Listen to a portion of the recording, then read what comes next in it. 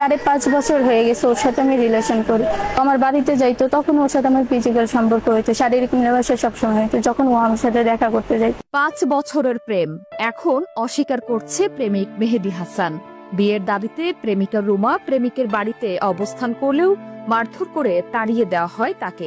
এমনই ঘটনা ঘটেছে ভোলার চরফ্যাশন উপজেলার দুলারহাট থানা নুরাবাদ ইউনিয়নে।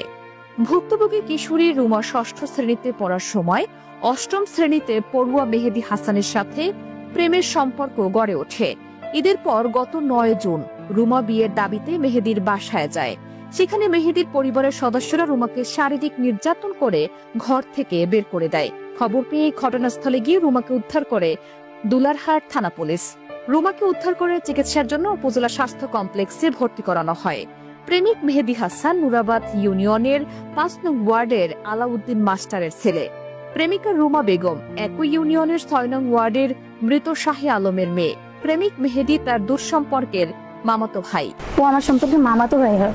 এই ছেলে মেহেদী হাসান মাসুদ, ওর বাবার নাম হচ্ছে আলাউদ্দিন।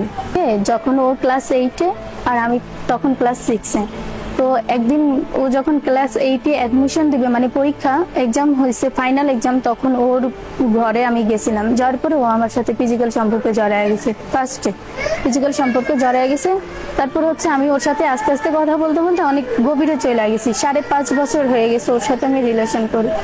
ও আমার সাথে যতদিনই দেখা করতো, যতদিনই থাকতো, বা যতদিন ওর সাথে আমার কথা হইতো, ও আমার বাড়িতে যাইতো তখন ওর সাথে আমার ফিজিক্যাল সম্পর্ক হইতো, শারীরিক মেলামেশা সবসময় হইতো যখন ও আমার সাথে দেখা করতে যাইতো। আমি যখন ঢাকা গেছিলাম, ঢাকা যাওয়ার পরে ও তখন আমার সাথে ছিল। ঢাকা যাওয়ার সময় সকাল থেকে সন্ধ্যা পর্যন্ত ও আমার সাথেই থাকতো, তখন ওর সাথে আমার মেলামেশা হয়েছিল। তো ঢাকা থেকে আমি দেশে আসছি, ও আমাকে নিয়ে আসছে, তখন হয়েছে। আবার দেশ থেকে আমি যখন গেছি, ঢাকাতে নিয়ে গেছে, ও আমাকে নিয়ে গেছে, তখনও হয়েছে। এই শারীরিক সম্পর্কে হয়েছে। আর আজকে হয়েছে মূলত ও আমাকে, আমার একটা রিপোর্ট ছিল, মেডিকেল রিপোর্ট ছিল, ওইটা নিয়ে ওর বাসায় যাইতে বলছে। বাসায় আমার মেডিকেল রিপোর্ট ছিল একটা, তো ও আমাকে বলছে যে ওইটা নিয়ে তুমি বাসায় আসো। ওদের বাসার ওইখানে একটা ব্রিজ আছে, ওইখানে বলে যে ওইখানে যাইতে। তো আমি আমার ঘর থেকে মেডিকেল রিপোর্টটা নিয়ে ওর কাছে গেলাম। যাওয়ার পরে ও আমাকে ওর ঘরে নিয়ে গেছে।